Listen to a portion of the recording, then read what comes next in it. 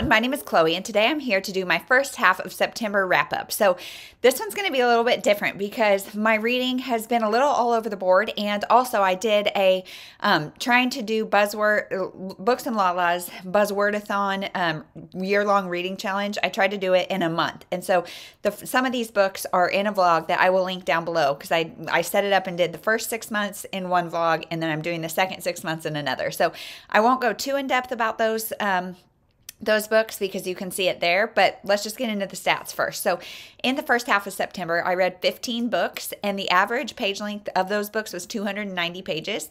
I read 4,345 pages, which is 290 pages a day. It's weird when that works out somehow. Like maybe there's a connection there that I'm just not seeing, but somehow it works out sometimes that the pages per book and the pages per day are the same. I'm reading quite a bit because I'm spending a lot of time in the NICU with our third girl, and so you just sit there and I can't really do a whole lot besides read on my phone or listen to an audiobook. So yeah, my reading has definitely gone up. I read 12 novels and 3 chapter books. 10 were adult, 2 were young adult, and 3 were middle grade. 8 were from my shelf and 7 were somewhere else. I read 10 from Libby, 3 from the library, 1 from Hoopla, and 1 from Kindle Unlimited. So I love, if you guys are not using your library apps, Libby and Hoopla is what we have. You got to, because they save me so much money. I use them a lot. So 8 of the books that I read were audiobook, 4 were ebook, and 3 were physical.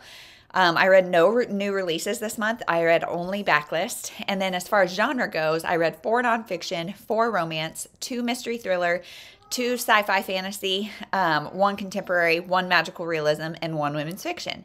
So kind of, again, all over the board. And you guys, I think I said it in my end of August wrap up, but when things are going on in my life that feel kind of hard, I love to dive into nonfiction and learn more about it. So the 4 nonfiction you will see are all about surviving this NICU time. So as far as star ratings go, I had 1 2.5, 6 3 stars, 5 3.5, 2 4 stars, and 1 4.5. So kind of middle of the road. My average rating is 3.37. So a lot of meh books, but that could also be just kind of where my head is at right now. I don't necessarily want to be too harsh on the books, but let's just get into the books. I'm going to do it in the order that I read them, as I always do. So the first one is Early, An Intimate History of Premature Birth by Sarah DiGregorio. And I gave that 4 stars. So that was really informative about the history of preemies and what they used to do with preemies versus how we're doing it now in 2022 and where there's room for growth. And I learned so much about the equipment she's on and just all the different things. I learned quite a bit. So I really enjoyed that. Then I read P.S. I Like You by Kasie Weset. So I have been finding myself really craving YA. I don't generally love it, but it's so easy to wrap your brain around and just follow that when you're kind of distracted and chaotic. I feel like YA really does the trick. So I gave that 3.5 stars. This is about a girl who starts writing song lyrics on her desk at school, and then somebody starts writing back. So there's a pen pal relationship, and then they meet, and it's cute. Then I read Nixie Makes Waves. This is the first in, I can't remember the name of the series, but I will pop a picture up, by Lisa Ann Scott. And this is one I read with my daughter. It's all about mermaids that get matched with sea creatures to go on rescue missions. They get, I think it's seahorses. And she's there's a whole matching ceremony, and she gets picked last. So she's not sure she's really happy with her partner, but they figure out that even though they're very different, they can still work together. And so it's cute, but it was kind of a slog to get through. So 3 stars. Then another one that I read with my daughter was Eva'S Treetop Festival. This is by Rebecca Elliott, and this is the first in the Owl Diaries, and these are so cute. I gave it 4 stars. It is literally diary format of this owl planning a festival. So cute. Then I read The Next Right Thing by Emily Freeman. One of you guys actually recommended this to me, and it was good. I gave it 3 stars. It was good, but it wasn't super applicable to my life right now because it's about when life feels chaotic, how to just kind of focus on the next thing, the next right thing, just making a decision about the next thing and then the next thing and then the next thing and not looking at the 1,000 decisions you have to make.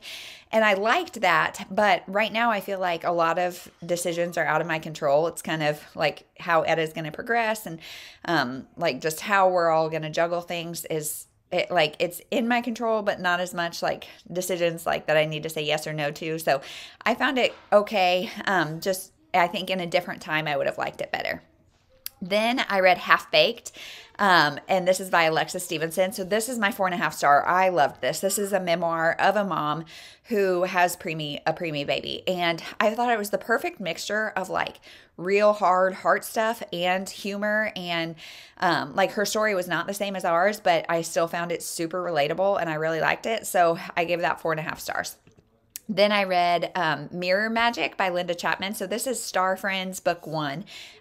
Again, another book that I read with my daughter, and another book that I gave 3 stars because the first half was kind of and then the second half really picked up. So again, this is kind of a magical situation where this little girl sees this wolf, or a fox. He's actually a fox, I think.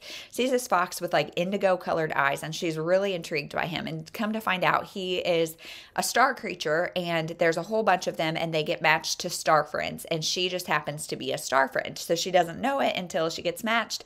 And then 2 of her best friends are also star friends. So they get matched, and then they all have magical powers. They're all different. And just at the, like, it took like halfway to even figure out what was going on. And then they got matched and started doing things with their magical powers. And I thought that was really cool. But the first half, like getting there was rough. So I think we'll continue on with the series because now that we've got the world established, I think it'll be much better. Then I read This Lovely Life by Vicki Forman. So this is another memoir of a mom going through a NICU time. I gave this one 3 stars because this one was a lot more like doom and gloom, and a lot more like, not because her story was doom and gloom, but it also followed her child from birth all the way to like being a kid, and he continued to have quite a few disabilities and things that just in the moment don't feel very good to read about. And her, like I said, her sense of humor did not match mine, so 3 stars. And then we get into the 6 books that I read for the Buzzwordathon Challenge. So I'll just tell you here what they were and my rating, and then you can go to that vlog and check them out. So When We Were Young by Jaclyn Goldis, I gave 3.5 stars. The Air He Breathes by Brittainy C. Cherry, I hate to say it, but I gave 2.5 stars. The Mall by Megan McCafferty, I gave 3 stars. Little Sister by Isabel Ashdown was 3.5 stars. Under the Southern Sky by Kristy, Woodson, Harvey was 3.5 stars. And then When All the Girls Have Gone by Jane and Krentz was 3 stars. So that is everything I read in the first half of September. Have you read any of these books? What do you think about them? Do you always dive into nonfiction the way I do? Like, I feel total nerd alert about how many nonfiction books I read when things happen in my life, but it's just how I cope. So let me know your thoughts, and we'll see you in the next one. Thank you so much for watching.